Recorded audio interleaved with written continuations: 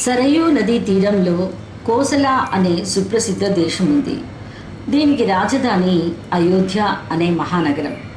అయోధ్య అంటే యోధులకు జయించడానికి శక్యం కానిది. యోధులు అంటే వీరుడు అంటే ఏంటి?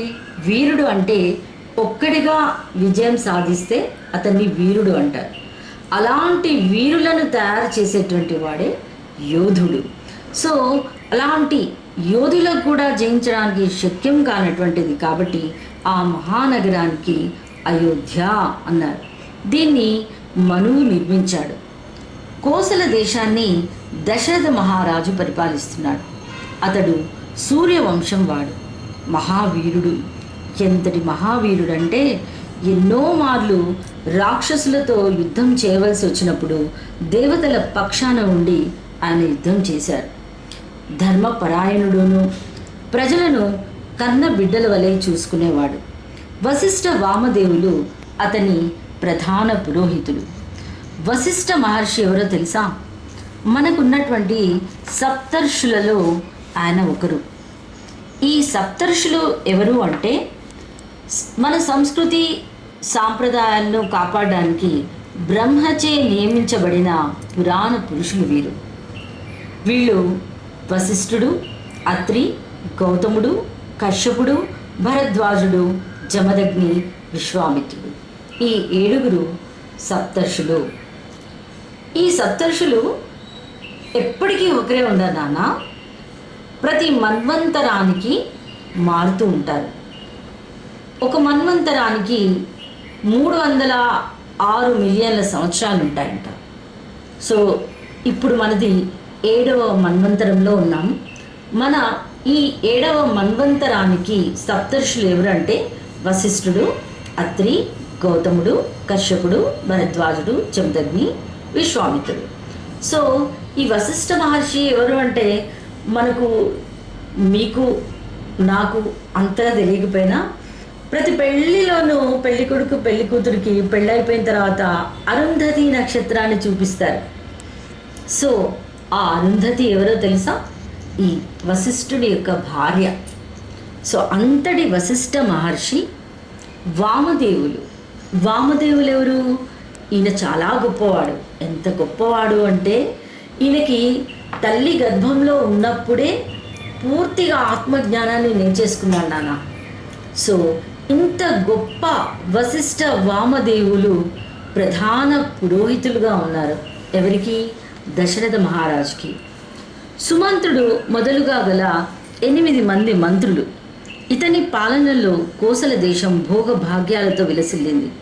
ప్రజలు ధర్మవర్తనులై సుఖ సంతోషాలతో యథా రాజా తథా ప్రజ అంటే రాజు ఎలా ఉంటే ప్రజలు అలాగే ఉంటారు అన్న విధంగా వాళ్ళ రాజ్యం కొనసాగుతుంది.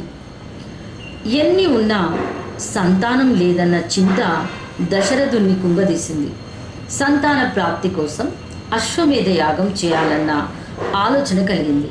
వెంటనే పురోహితులు గురువులతో సమావేశమయ్యారు. తన మనసులోని మాటను చెప్పారు. వారు తథాస్తు అన్నారు.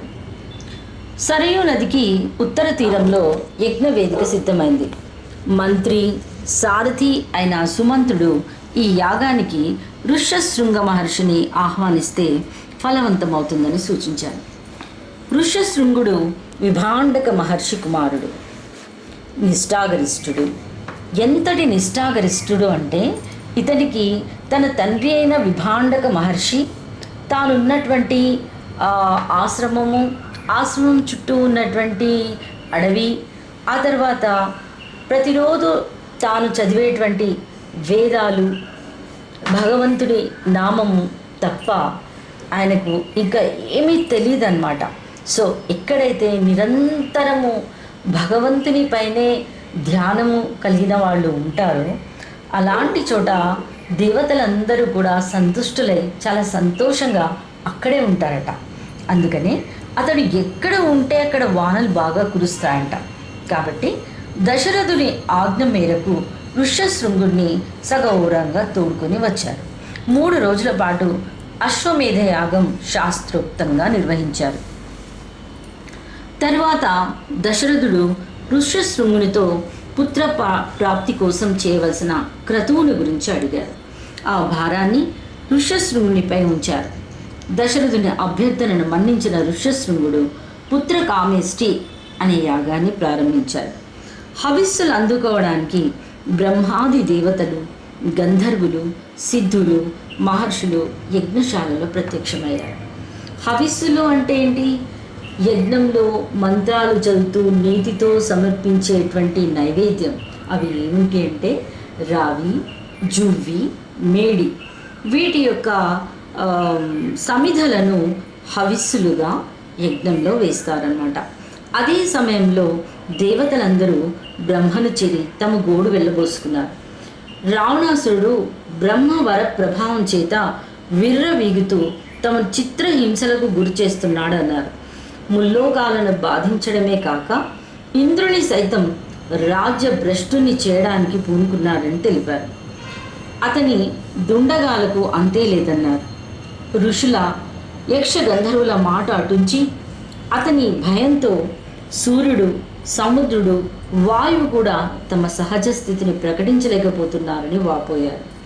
అతని పీడ విరగడయ్యే ఆలోచనను బ్రహ్మనే చెప్పమని వేడుకున్నారు.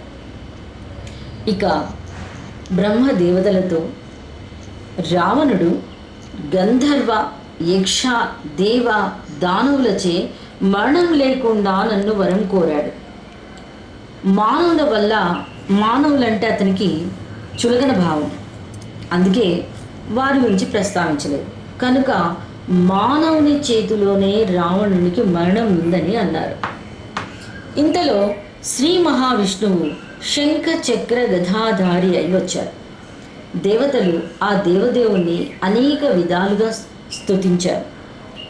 వరగర్వం చేత కన్ను మిన్ను గానక ప్రవర్తిస్తున్న రావణుని సంహరించడానికి మానవుడిగా అవతరించమని అభ్యర్థించారు. దశరథ మహారాజు గారి 3 భార్యలకు 4 రూపాలలో పుత్రుడు కమ్మని ప్రాధేయపడ్డారు. అభయమిచ్చాడు ఆశ్రితవత్సలుడు. అందరి పూజలు అందుకొని అంతర్ధానమయ్యాడు. దశరథుడు పుత్ర కామేష్టి చేసినప్పుడు యజ్ఞగుండం నుంచి గొప్ప తేజస్సుతో కూడిన ఒక దివ్య పురుషుడు దివ్య పాయసం గల బంగారు పాత్రను దశరథునికి అందించి, ఈ పాయసం సంపదలనిస్తుంది, ఆరోగ్యాన్ని పెంపొందిస్తుంది, అన్నిటికీ మించి సంతానాన్ని ప్రసాదిస్తుందన్నాడు. పేదవానికి పెన్నిది దొరికినట్లయింది దశరథునికి. అతని మనస్సు ఆనంద తాండవమే చేసింది. దివ్య పాయసాన్ని తన భార్యలైన కౌసల్య, సుమిత్ర, కైకేయులకు పంచాడు. సంవత్సర కాలం గడిచింది. చైత్ర శుద్ధ నవమి నాడు కౌసల్యకు శ్రీరాముడు జన్మించాడు. దశమి నాడు కైకేయికి భరతుడు, సుమిత్రకు లక్ష్మణ, శత్రుఘ్నుడు జన్మించారు. ఈ వార్త విన్న అయోధ్య ఆనంద సంద్రమైంది.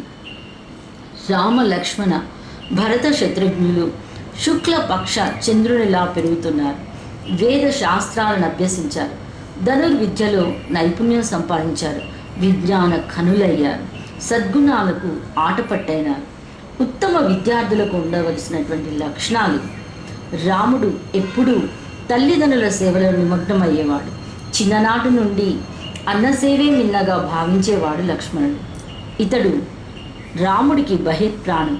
భరత, శత్రుఘ్నులు అన్యోన్య ప్రేమాభిమానాలు కలవారు.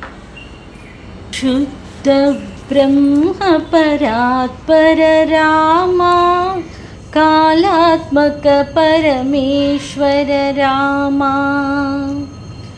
శేషతల్ప సుఖ నిద్రిత రామ, బ్రహ్మాద్యమరా ప్రార్థిత రామ, రామ రామ జయ రాజా రామ, రామ రామ జయ సీతారామ, శుద్ధ బ్రహ్మ పరాత్పర రామ, కాళాత్మక పరమేశ్వర రామ.